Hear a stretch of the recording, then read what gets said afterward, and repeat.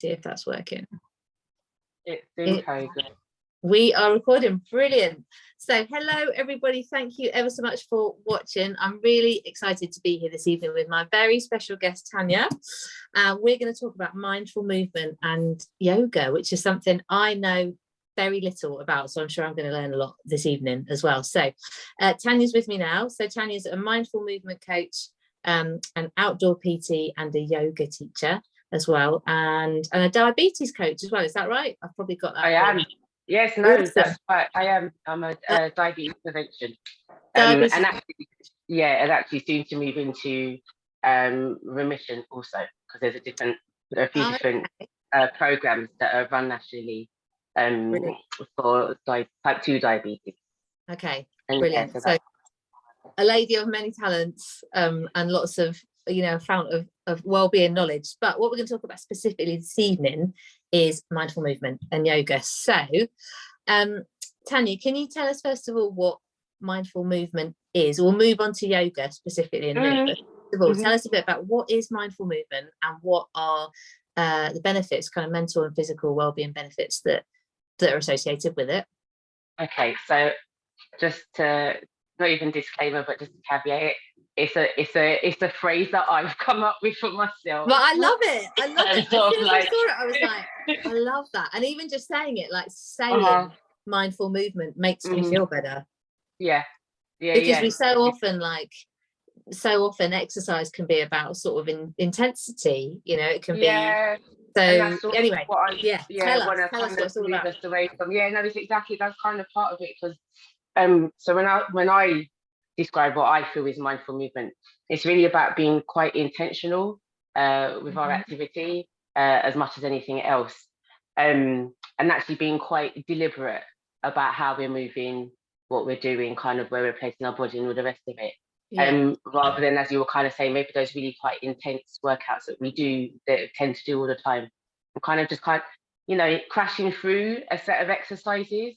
Just to complete them, right? And just to say I've done however many sets and reps and all the rest of it. And maybe we're not really engaging in that actual moment of the activity itself. So so it's really about kind of just slowing it down, being appreciative, not kind of being on that autopilot all the time.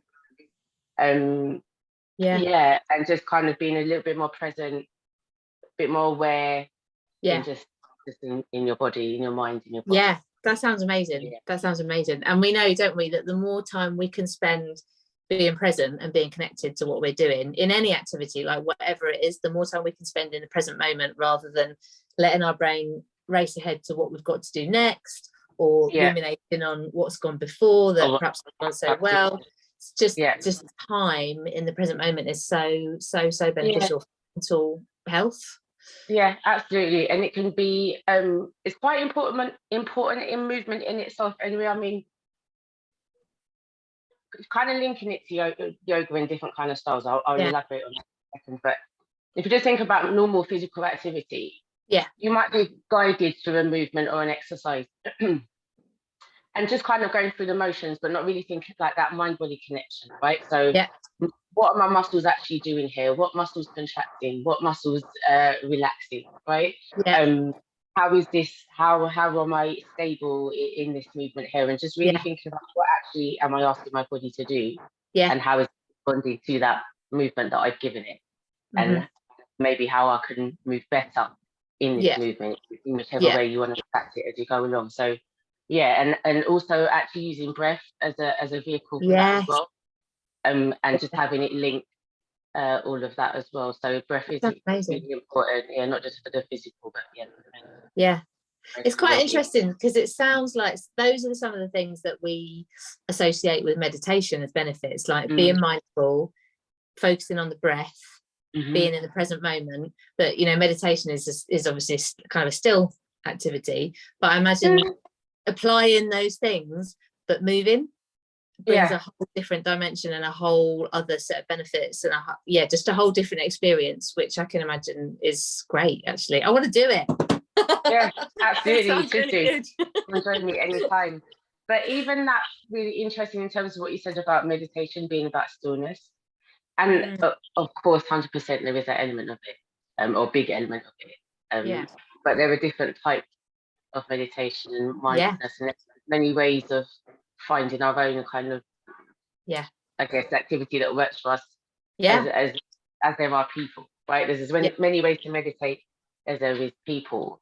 And actually, I find that sometimes even with movement itself can be quite meditative, right? And again, that's what you find through yoga, right? That's one of the benefits of yoga in itself. But just kind of coming back to ourselves a bit more, just embodying. It sounds good. A bit more embodied. Really good. It sounds really good.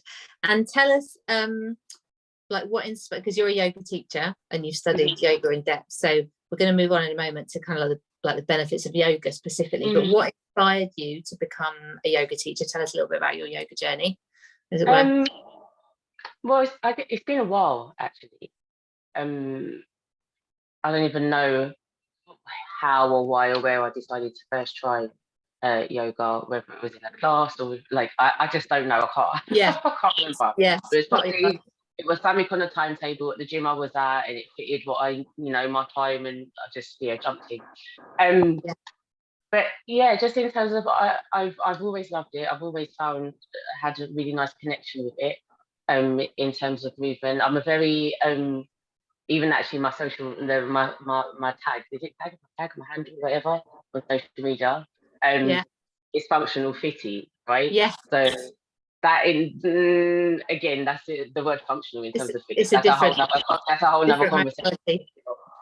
But just I'm very quite strict back in how I work with people. I'm not kit heavy. I'm very much about, we've got this amazing tool, which is our body, and just use. I'm very much into kind of stripped back body weight movement and all that. Anyway, so yoga we with that, and I guess I just connected with the meditative element of it as well. That really centered and breath exercises and stuff, pranayama. So started off with it, just kind of dipped in and out for many years. Actually, I dipped in it. Sometimes I practice it quite intensely, and other times I wouldn't even remember what yoga was, right? And then as I came into the fitness industry, came in as an exercise to music instructor. I did my ETM, started off with group exercise. That whole natural progression, you move on to be a PT because you think that's what you're supposed to do next. And then so working in gyms, working in studios, yada yada, all the rest of it. But all the way along that journey, I'd always come back to yoga at some point, and always find the calling. Some kind of sense of it was just always pull me back to it. And interestingly, somewhere in the back of my head, I think I always knew that I was going to be a yoga teacher as well. And I never knew when or where or how. I just kind of, it was always just there, lingering.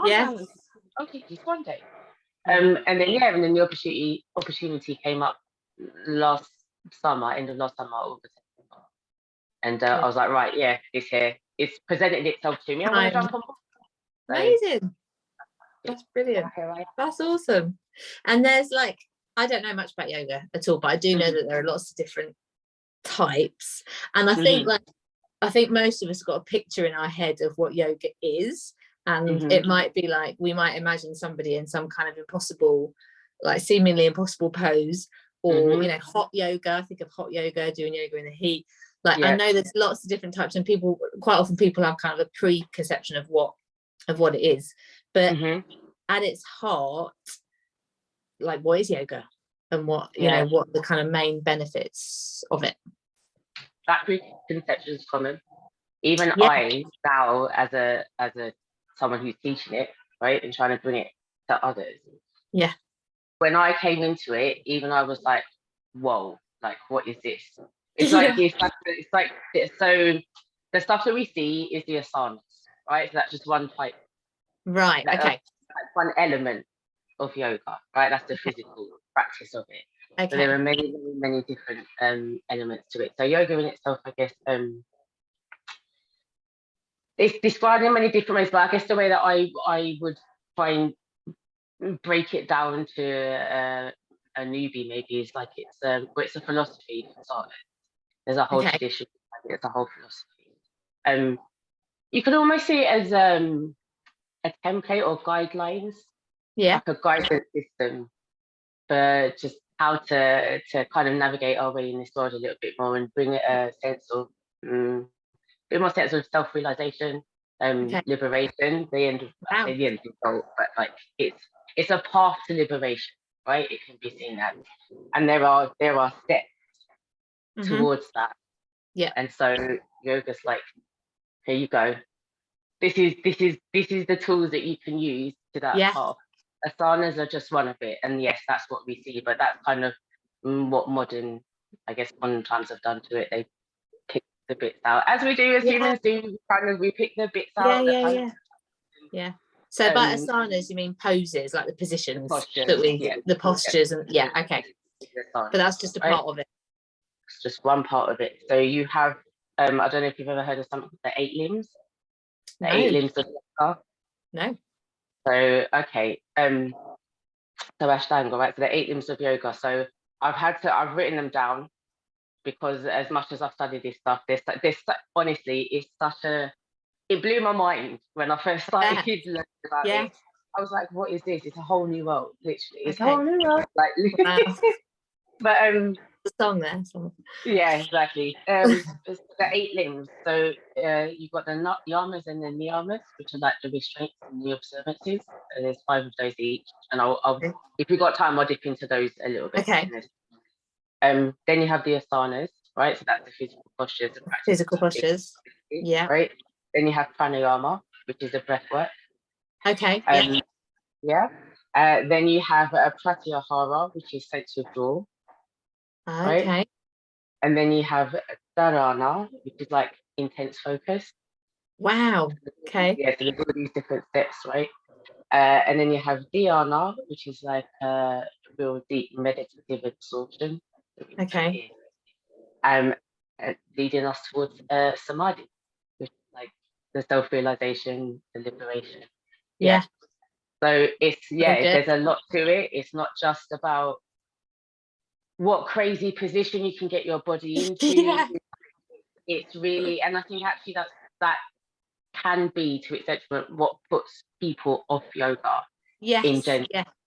Is that social media, love it or hate it, whatever you think of it, right? It puts things out there, and yoga really has, in terms of its image, it's very much about, or has been for a long time, very much about like these really crazy people doing. So it kind of puts people off because they feel like they have to have a level of bendiness or flexibility for them to be able to engage in the practice, and it really isn't like that. And it's a shame because, like I said, you've got all of this other really rich, beautiful philosophy and kind of practices behind it, which are really are really beautiful. Can be very challenging as a journey of self-discovery.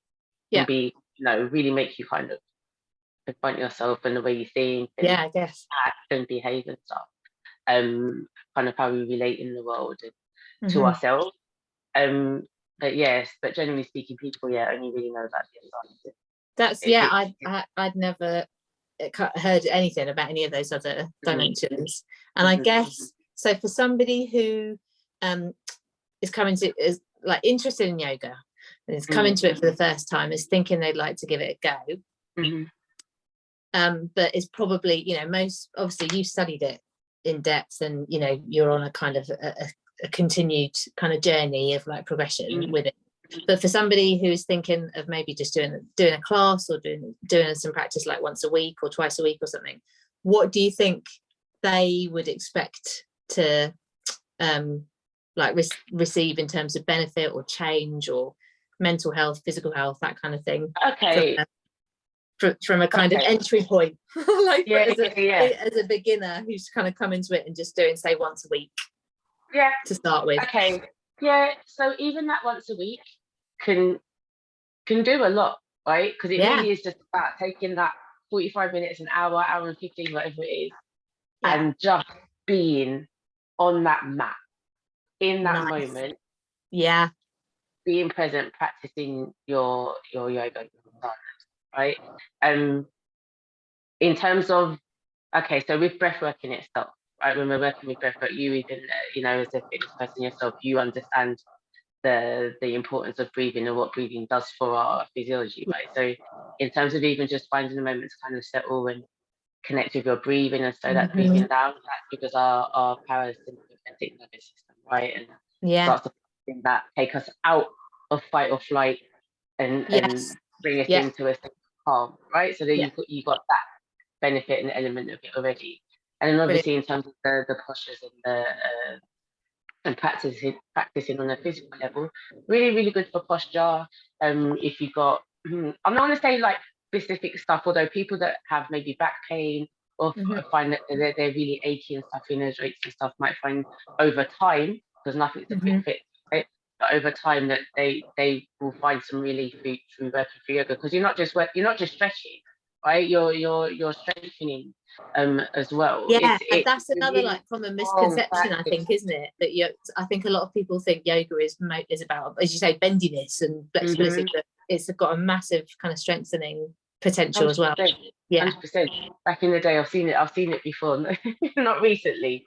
I can't wait until I get a couple of big burly fellas in my classes actually, because I'm generalizing. But typically it tends to be that guys, it's not so much now though, you see much more men practicing, right? Yeah. Group exercise in itself is typically more female, but yoga, so you'll see many there. But very often they'll kind of have it in their head, oh, it's for girls, oh, it's a bit like yoga, what's that? It's all a bit, and then they'll go and try and do a class, sweating buckets and muscle straining. Hard work. But but actually even that kind of strain, that's not really what you're looking for. It's trying that balance, that steadiness. Steadiness is with that strength as well. Right? So steady, like really, it's beautiful. So so physically amazing. Even the NHS over here recommend yoga for many people. 100%. So in terms of I guess the medical benefits, the health benefits, right? In recent, much more recent years, it's been I guess it's just been evidenced, and over time people have seen. I mean, it's been around for hundreds. Clearly, there's time. People Had a different incarnation.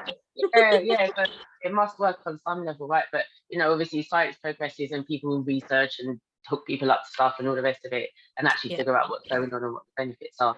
But there's many. It can be quite I won't lie, it can be quite an emotional practice. For people. Yeah, stuff can come up. Like, I don't want to put anybody off, trigger warnings and all of that. No, but that's really interesting. Things shift, because when we actually take a moment to actually just be still, be present, stuff can start to come up, right? Because we're often pushing stuff away, aren't we? Because we're so busy doing. And it's like, okay, you're going to stop and actually take a moment just to be.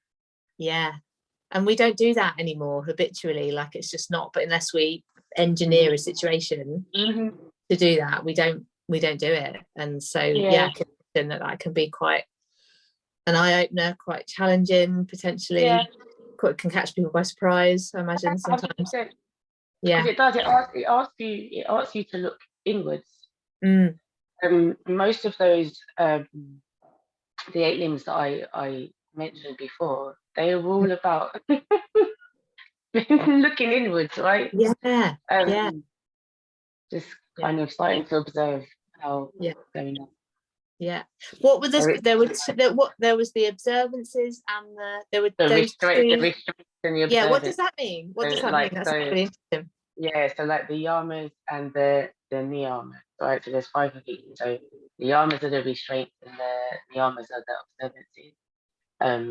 So you have, and again, I'm not going to do long day in China, so no, I'm not going to embarrass myself and be like, I do know what they are, but I just like, I'll just so you got so the restraint. So you have ahimsa, you have satya, you have asteya, you have brahmacharya, and you have aparigraha. Okay. Some of the words. So they're all very hard to say. right? Because even that Sanskrit, it's a language.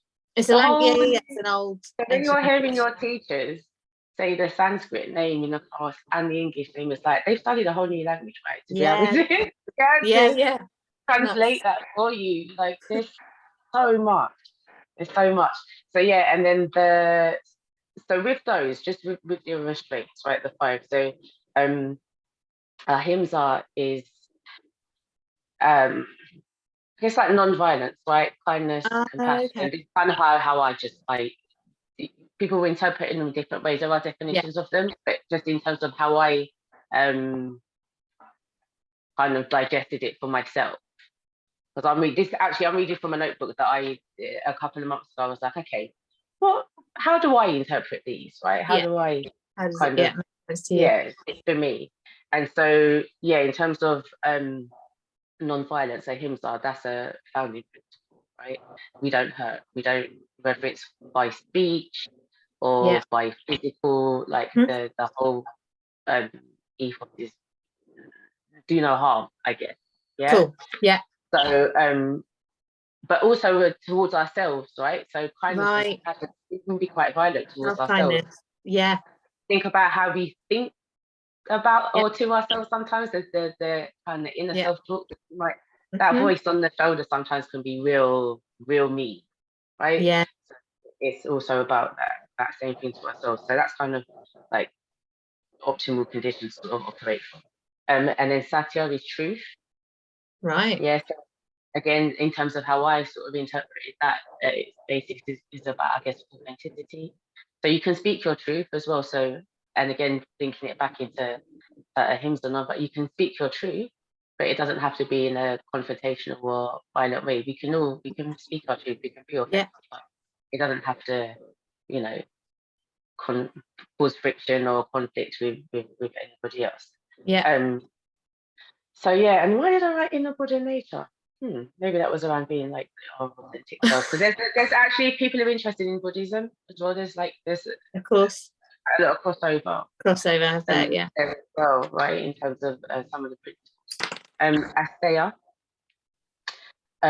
which is non-stealing, or you could see it like not to covet. Wanting what other people have got, or again, one of the ways I kind of have understood it in a modern context, I guess, is almost like comparison, right? Comparison is a thief of joy. Thief of joy. Yeah, 100%. Why do you want what someone else has got anyway? Like that's their life, that's their journey, how they've got there. That's like be content. Have a self-awareness around that. Yeah, and it's about that as well, because we're always kind of reaching, it's all about material stuff, and actually, again, just stop and can I just be content with me right now? Yeah. With what I have. Yeah. And that is like, there's so much pressure on us, I think, now to be happy, be really happy, be really positive, be like, live your best life, all of that kind of stuff. And some of that can be really helpful and can be really uplifting and really motivating. And some of it can actually cause pressure, I think. And so the idea of like contentment and the power of contentment is really, really powerful and really interesting, I think. So love that. That's part of it as well, right? It's about again with like yoga, it's about reducing our suffering. Yes. We're our own worst enemy. 100%. There's ways out of this, people. There's ways out of this. Yoga will show you the way. So good. There's so much to it. Awesome. Yeah, there's lots. Aprigraha. Right, you can look this up. Okay. Common parlance. So like non-attachment. Okay. Right, because we do that a lot, and nothing's permanent. That was something that I think while I was studying, that was probably not that I didn't know that before, but actually really sitting with that and processing. Actually, nothing is permanent. So while we might be busy worrying about like what's coming or what we don't have, or I don't know, whatever, it's not. It comes and goes anyway. It all passes anyway. Yeah. So like, why are we attaching to things? So kind of try to stop reaching all the time and just Yeah. Like, I guess trust, like, again, it's like, I don't know, when I think of it further, or try and think of it in different ways, I'm like, okay, maybe that's partly being able to not disassociate, but not attach to things, be attached Yeah. to things. Yeah. I guess also comes from maybe having an abundant mindset almost. Yes. Yeah. Right? That I have enough. Yeah. Yeah. And Enough is a things will feast. come, and yeah. Yeah. So that's those, and then you've got the observances, which are Saucha, which is like purity and like cleanliness. You got Santosha, which is equanimity. Okay. So yeah, I guess like different. Tapas, which is not the Spanish kind. Not tapas. I really like tapas. Tapas So that's like, on the yoga mat sounds interesting. sounds messy. Maybe. Sounds messy. Sounds really, not next to cleanliness at all. Anyway, so what is it? That's all right. So that's like discipline, right? So that's about discipline. Okay. Okay, and kind of using different like cleansing methods and stuff, and yeah, just like really just working on transformation, I guess, right, through different types of activities. Okay. And then you've got Svadhyaya. Love that. That's a good word. Yeah. Which is like self-study. Which Okay. is, I guess, something that self-reflection. you do, all of that, right? It's like a bit of a circle. You sort of learn, you reflect, if you study yourself and other things like yogic text and stuff as an example on that. And then Ishvara Pranidhana. Wow. Ishvara Pranidhana, yes, which is like interconnectedness, or like higher kind of higher self. So there's like it's huge, and that is only one kind of branch. It's a whole philosophy. It's a whole like way of living. It's a whole like, and there's some really like accessible stuff in there, just in terms of just everyday life, and and reducing stress and taking a bit more time for self-contemplation, like not putting so much pressure on ourselves to just to do, aspire to be more. There's lots in there, which is that is really, really interesting. Yeah, and that's the tip of the iceberg. But as like I said, as a newbie, like even that in itself is quite a lot. You could literally like work with, I don't know, a restraint mum. Just work with any one of those things. And what's really nice as well is that it's a nice way to actually even kind of work with your core values. So figuring out what, because that's important, I think, in general anyway. Yeah, but definitely. It's kind of help guide you in that, kind of keep you on the path, right, of what your core values are, because this kind of gives us the basic core values, like a framework, right? They're quite universal, like they're very universally human things to tap into. So this is amazing. I feel like I need to like send me some book links and things that I can read and stuff about it. I'd love to read more. So in terms of you offer online classes, don't you? Online yoga classes. So because there'll be people watching who are thinking, I need to get into this, I need to give this a go. Tell us a little bit about what you offer, who they're suitable for, how people can access them, what if they want to give it a go, what do they need to do, basically? Okay, so firstly I will always say yoga is accessible for everybody. Amazing. Love that. Like you will find, like any fitness place, there'll be classes that it'll be geared more towards intermediate or advanced practitioners of whatever it is. So just obviously be mindful of that and actually look what's like the description of. Don't go for the advanced straight out there. Right? Straight out the gate. But generally speaking, most classes, unless it's specified, like unless it actually says, most classes you'll find their mixed levels in there anyway. And that's the same for me in terms of what the accessibility for my classes. Interestingly, even that in itself is another topic in terms of yoga and who accesses it, right? Or that question of, well, who's yoga for? Yeah, it's for everybody. It's for everybody. when you look at access, when you look at who is doing yoga, right? Then that's a whole nother, whole nother interesting conversation in itself. But in terms of who is it, anybody can come along, because they're and I don't even want to use the word regress and progress, right? But there are adaptations or whatever you want to swing it. But majority of them can be, in fact, all of them can be modified, adapted, for your own body, because our bodies are different. But all body types, all ages, you just about being aware, listening to your own body, right? And understanding that. But so I'm online. There's links on like my socials and stuff. As I mentioned before, Fitty is like my Insta. It's my name. You can search it by my name anyway, which is Tanya Wint, which is WINT. Yeah. And that's on Insta and Facebook. But I'm probably not overly active on either, if I'm honest. But I'm probably slightly more active on Instagram. So if you're going to try and catch me on socials, you'll probably be better off. Instagram's the way. Cool. Yeah. And also people can always get in touch with me, and I can put them in touch with you 100%. As well as an option. In terms of what I'm doing online at the moment, so my online offering at the moment is quite minimal. There'll be more stuff going up as we move through summer. But at the moment, actually, what I'm doing, the one session I'm doing online at the moment is actually a Sunday evening one.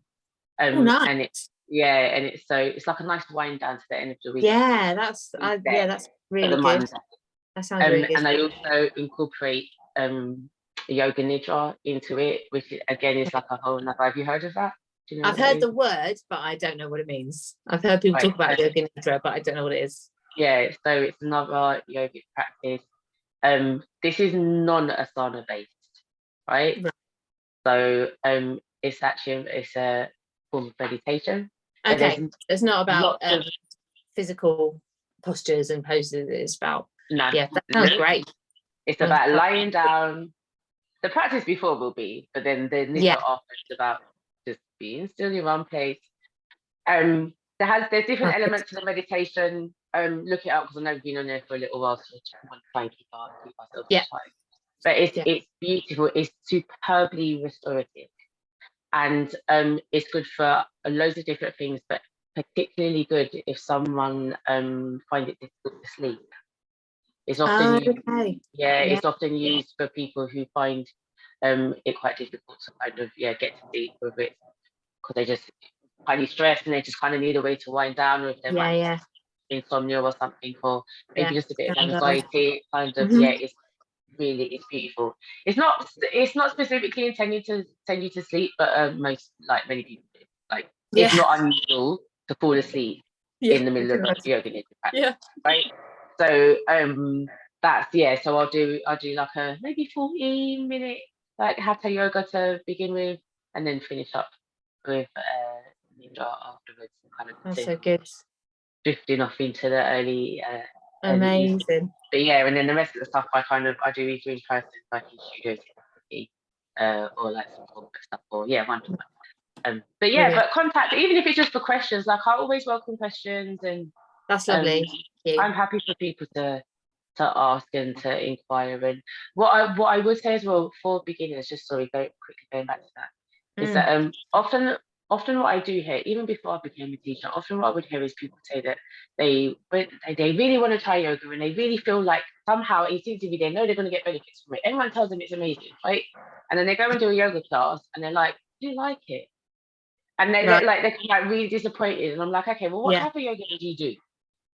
And then they'll say, and then I'm like, maybe based on the kind of person you are, because I can read people quite quickly. I bet just that experience, right?